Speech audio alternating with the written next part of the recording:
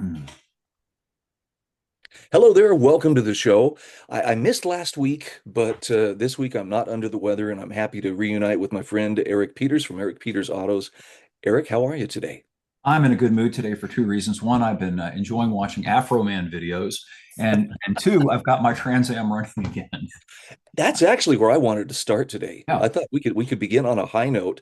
Bring us up to speed. How is your project going? Well, the last conundrum was overcome.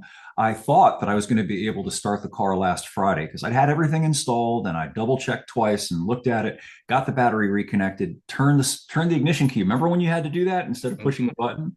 Turned the ignition key, and instead of hearing the engine roar to life, I heard the starter grinding. Oh no. Yeah, and for those who haven't had to deal with this before, the starter has a little pinion that comes out when you key the ignition, and that pinion gear engages the flywheel, and that's what causes the engine to turn and start. Well, it's important that those two things be lined up correctly. And I just assumed, and here's another case study of never assume anything. I assumed that since the starter that had been installed previously didn't need to have shims, that it would just work without having to be shimmed with the new flywheel. But apparently, the new flywheel was slightly different than the original automatic flex plate. And as a result of that, I had gears grinding. Now, the thing of it is, if I had a brain in my head, I would have checked the relationship when the transmission and bell housing were not in the car, because then I could Oh, have sat behind the engine and seen the flywheel, seen the starter, and observed the relationship and made the adjustment much more readily and easily. Instead, I had to crawl under the car with shims, which are just what they sound like, shims, and you have to lower the starter and slip these shims in to adjust the relationship of the starter relative to the flywheel. And it's just basically try it until you get it right. One shim might work, two might be too many. They come in different thicknesses, and you just have to experiment until you find the right relationship. Well, I finally did yesterday. Turned out I needed a thick shim and a thin shim. Put those two in there, and blammo, she started right up. nice. So have you taken it out then? Not yet, Okay. because being paranoid, and I'm extra cautious, this is voice of experience. I have learned to not assume things. So I have checked the operation of the transmission with the rear wheels off the ground so as to not put any load on the driveline, just in case that there was something that wasn't quite right. Everything seemed to work perfectly properly, but I still want to get under the car one last time and have a look to see if anything's leaking, anything's at all not right before I put it down on the ground and take it out. And I'm hoping that I have time later today to do that.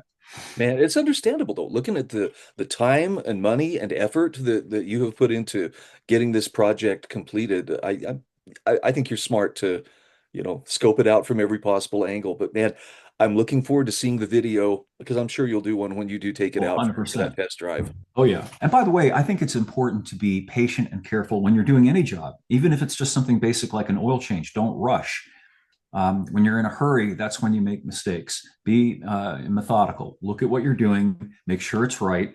Oil changes. Make sure you actually put the oil in the engine. Sometimes people forget. Make sure you put enough oil in the engine. Make sure you didn't put too much oil in the engine. Check everything. And then when you start the car, don't assume that it's not leaking. Watch your oil pressure light or gauge and maybe look under the car to see whether anything's dripping. No, that sounds like sound advice. Well, I'm happy for you. And look, just in time for really expensive gas, which I'm sure Now, is going to be a thrill. Just out of curiosity, what are you guys paying in your neck of the about woods? $4. It's up about $1 versus before this war started. And I wrote an article the other day that I thought would be helpful in that it might get people to see exactly how much this war is costing them. And I used the example an average vehicle, like a crossover SUV, not a big SUV, not a big truck. And these typically have about a 12 to 15 gallon tank, roughly. So if you're paying about $1 more for every gallon of gas, you're paying about $60 more per month for fuel right now. And over the course of a year, that's more than $700. That's a big tax increase to pay for this war that nobody asked for, nobody wanted, and which, by any metric that I'm aware of, was completely unnecessary. And the thing that people should understand is kind of like a tsunami. You know how the tsunami, the tide goes out. That's your first clue that something bad is going to happen. Takes a Right. little while for the tide to come back in. Well, The tide that's going to come back in is what we're going to be paying at grocery stores soon because of the Yep. cost, not just of gasoline, but of diesel. Because everything gets sent to stores and trucked and carried by diesel electric locomotives and by ships. And diesel now is well over $5 a gallon. So bet your bippy we're going to be paying a lot more for food on top of paying more for gasoline. And let's translate this into a couple other areas of life. Maybe with warmer weather coming, hey, we need to get our air conditioner serviced. Great. The guy who's going to come and see you, more likely than not, is going to be driving a diesel powered rig. Guess what went up for him? His cost of doing business. And guess where that Absolutely. cost is going to go? You're going to be helping him pay for the cost of being out there and on the road. And I mean, it's just everything is going up. The crazy thing is, it's scary to some people. I made the mistake as I was having a nice lengthy drive with my wife. I was kind of griping about gas prices because we were gassing up, often enough, and um, I was just like, this is going to raise the cost of everything, exactly as you just said. And I should have been a little more aware, but finally, she just kind of snapped at me and was like, you know what, this is scaring me. And I went, Mhm. it Well, yeah, should be, scary. but that wasn't my purpose. But um, for people who are experiencing that little pang of fear, though, let me ask you, Eric, what's something productive we can do about this? We can sit and wring our hands, but um, there's got to be some kind of productive action we can take at the individual level, in spite of the decider in chief, continuing to drag us into something that I don't think very many of us want. Yeah, it's a difficult question. It's one I've been pondering myself. What can we do? Well, I don't really know other than get ready because it's baked in now. Even if the war were to end today, the damage that's been done over there is so extensive, it's going to have effects and consequences that are going to echo for months, if not years. And we are going to be feeling much more pain very shortly, I believe. So it might be a smart, sensible thing to do to prepare a little bit for what might be coming, in terms of things like I try to be conscientious about keeping, I've got five-gallon jugs that I try to keep filled with gas. Not so much for the vehicles, but for the generator. Who knows? We may have civil unrest. We may have all sorts of chaos that we can't anticipate as a result of the things that are going on right now. Something practical, though, that did occur to me. Now, this is not a solution for everybody, obviously, but having a small motorcycle is a really good way to combat some of these fuel prices. You can get a 250cc dual sport motorcycle, used, I'm talking about, in good condition, in good mechanical condition for, around 2,500 bucks or so. And these things get 90 to 100 miles per gallon. And if we are facing a situation where the cost of a gallon of gas goes up to $7 or $8, which is not unrealistic, that might be the only way to get anywhere. And now obviously you can't do it in winter, but at least for now, it's a way to still have viable transportation at your disposal. Excuse me. I was looking at someone from Europe had weighed in about the cost per liter, which kind of throws people off, when it comes to buying gas over there. But you see the sign $2. Oh, $2, man, this is a Yeah, part per liter, which I think it said the price of gas now is that would put it above 11 bucks a gallon. right. Can you imagine? That's steep. I I mean, mean, it essentially means that it's that's why they don't, most people over there, if you've been to Europe, you have, and you don't see big SUVs and trucks except if the government has them. And why? Well, a typical SUV with a V8 engine has about a 25-gallon fuel tank. If you're paying $11 for a gallon, I mean, yeah. it's just not, it's not feasible for people who aren't very affluent to be able to put $120 or $150 worth of fuel in their vehicle once a week. Let me ask you something. I know as a general rule, EVs are not something that you recommend, and I think you actually have some very good reasons why. Electric bikes, though, for someone who lives in the suburbs or maybe even lives within, in town, um, I'm thinking maybe one of those e-bikes might not be a bad idea, unless you're, young and athletic and just can jump on a regular bicycle. But you have thoughts on those? Well, yes and no. For short term, like if you have let's say you need to go 3 or 4 miles down the road, a distance that's a little bit too far to walk, and maybe if you're not athletic, you don't want to ride a bicycle that far.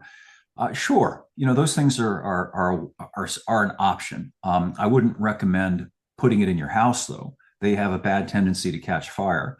even more so than electric vehicles. But yeah, I mean, if you can pick one up for cheap, and they are relatively inexpensive, and you can store it outside somewhere where somebody's not going to snatch it. Yeah, I mean, another possible alternative. Okay. Just was wondering. My wife actually has kind of been wanting one for a bit, but where we live, we're pretty far from town, and frankly, those county roads, especially when harvest Yeah. season comes, they're pretty hazardous with the big trucks. Yep. I think a more viable thing is, if you can find them, they're getting scarce. But if you could find an old, actually economical car, something that was made in the late 90s, something like a Honda Civic CRX, something like a Geo Metro, something like a Mitsubishi Mirage, these are cars that got 50 miles per gallon or better. And they did it without hybrid technology. And it's a car. So, it's actually got space for passengers, space to carry things, and most importantly, it's secure from the elements. You've got doors Yeah. and windows. That's going to matter unless you happen to live in a very temperate area like Southern California or Florida. There was a story I wanted to share with you. I'll send you a link to go along with this, but um, we have where I live in southern Idaho, we have a state senator, and she is exceptional in that she's very principled, cannot be bought, which has actually drawn some of the ire of some of the big agricultural industries, the Dairymen's Association and others. They are now pooling resources to try to primary her out of office, and it's over the issue of illegal immigration. Now, she's not, Tom Homan, let's round up everybody, and she's not necessarily part of that aggressive ICE thing, but about employers, you should not be knowingly hiring people who shouldn't be here in the first place, and we shouldn't be giving taxpayer funded benefits to people who shouldn't be here in the first place. But the way that her primary opponent and the way that these agricultural interests have come after her was not directly at her, although the challenge in the primary is part of it. They gone after her husband, who sells um, industrial lubricants to the big, agricultural operations. And basically, I think three of the really big, and we're talking, multi-million dollar operations have said, we don't want him to be our rep, which effectively pulls the financial rug right out from under them.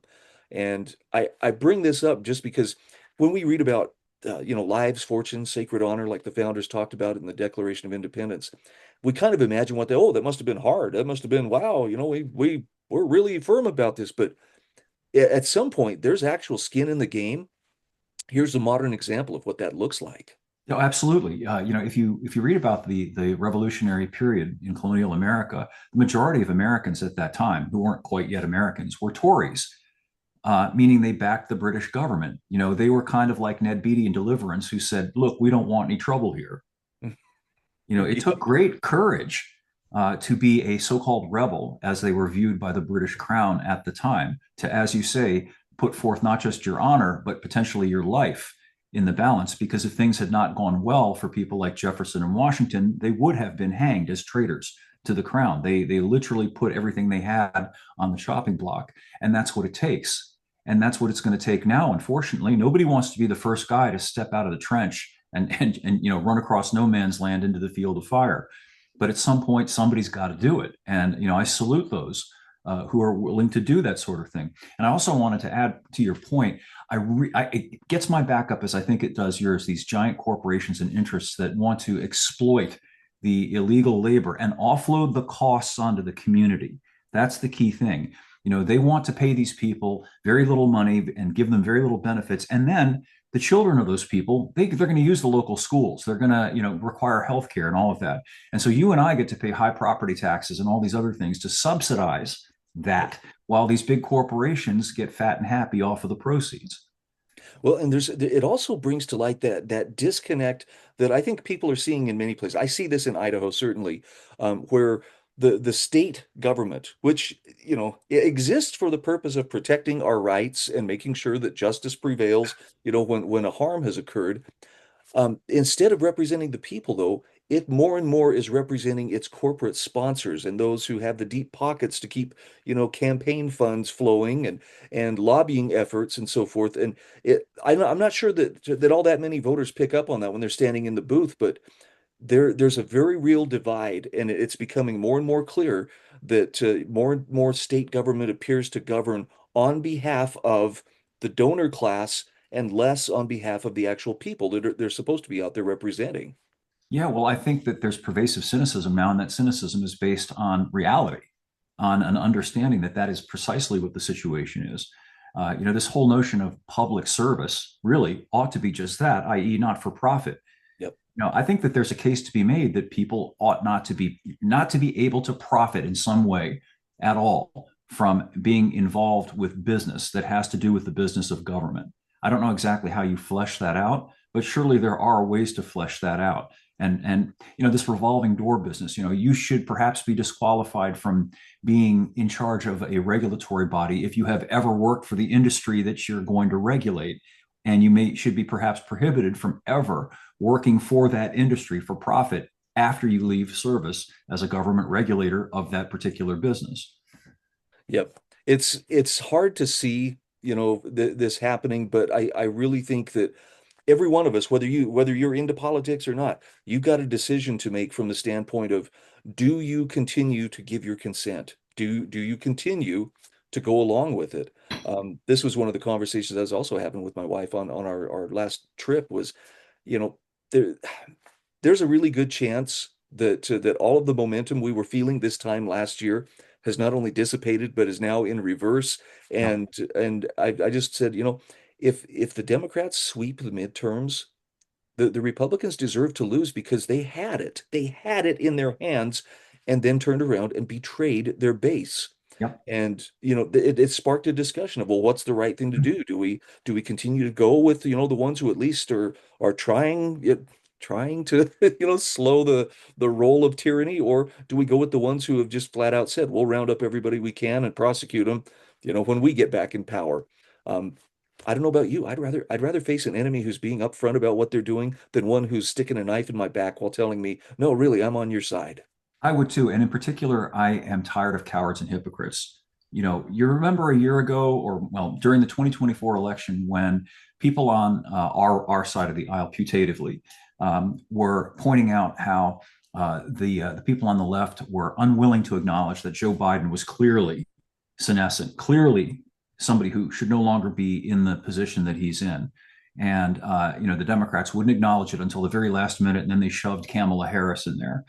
Well, we're kind of at the same point now with Trump, in my opinion. There's almost nobody within the federal government or within the Republican Party apparat, except for Joe Kent, who is Yeah. saying, this has got to stop.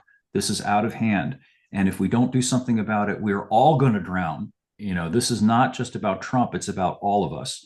All I can see is that Trump is single-handedly, completely shredding everything that MAGA was once supposedly about, and he's casting it into disrepute. And I foresee, as you do, if things don't change radically in another direction very soon, that the Democrats are going to sweep the midterms, and that's it, and it's over at that point. And recognizing that possibility is not the same thing as cheering for it and yay, good. It's not a matter of at least I'll speak for myself, but I think we're on the same page here. We're not calling people, you don't hate Donald Trump enough. There's enough people out there who do. I think that we're stocked up pretty well. But the sense of betrayal is real. And the actual betrayal that has taken place, I think, is also real. And again, this brings it back to the individual level. At what point do you decide, I can't go along with this? I can't Amen. give my consent to something that I know is turning around and betraying me. Yep. And horrible precedents are being set now that will be exploited by whoever the next president is. This idea that on his just gut say so, he can take the nation to war whenever he feels like it, with potentially disastrous repercussions for the country. There's a whole litany of things that Trump has done that have set horrendous, horrendous precedents. This business of having these ICE goons all over American cities and now at the airports, it's a horrendous precedent that will be used and exploited by the next Democrat slash leftist that becomes the president. And it's something that really ought to concern us mightily.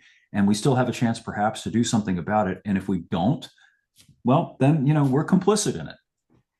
Yeah, you mentioned Joe Kent, and I think this is probably a good example for us to end today's program on. Um, This is a guy who nobody can say, well, he doesn't know what he's talking about. I mean, he had what, 11 different combat tours, and his wife was killed in Syria. She was a naval intelligence officer, um, He was and he directly under resigned. Tulsi Gabbard. I mean, he was in a position to have access to all of the intel about what the Iranians were actually doing, as opposed to what Trump says they were doing. Yeah, and he chose to walk away from it. And I know Mark Levin interviewed him yesterday on his show, and if you ever thought Levin was a control freak, wow, did it come out? You're speaking too fast. Slow down. Now I need you to be very, very clear on that. He wouldn't even let him get a word in. And as soon as he started making sense, well, we got to go to a break. It's just every Yep. dodging tactic. But one of the things that came out in that interview was Joe Kent, was asked, well, why did you resign? Did you just do this so you could go out and grift, and make money? And he's like, I resigned so I could speak freely. Right. And I thought, ooh, I hope people will Right. listen. Right. People have pointed out things that Kent has said and done in the past that perhaps they don't agree with or don't like, and that may even have been wrong. Well, absolutely. There are things that people can point to that I've said and done in the past that were not necessarily the right thing to have done or said at the time. The thing that makes us not awful people is acknowledging perhaps that we made a mistake and trying not to make the same mistake. And if you're faced with a crucible decision like this, that you make the right decision. And when you do, we should applaud people who make the right decision, even if they have made bad decisions sometimes in the past. One of the things about Trump that's so galling is that he never, to my knowledge, has said, yep, I shouldn't have done that. That was a mistake. I won't do it again. Yep. Yep. Well, unfortunately, we're up against the end of the segment, but as always, I feel better for having spoken with you. Eric, Likewise. thanks so much. Looking forward to next week's Sounds conversation. good, Brian.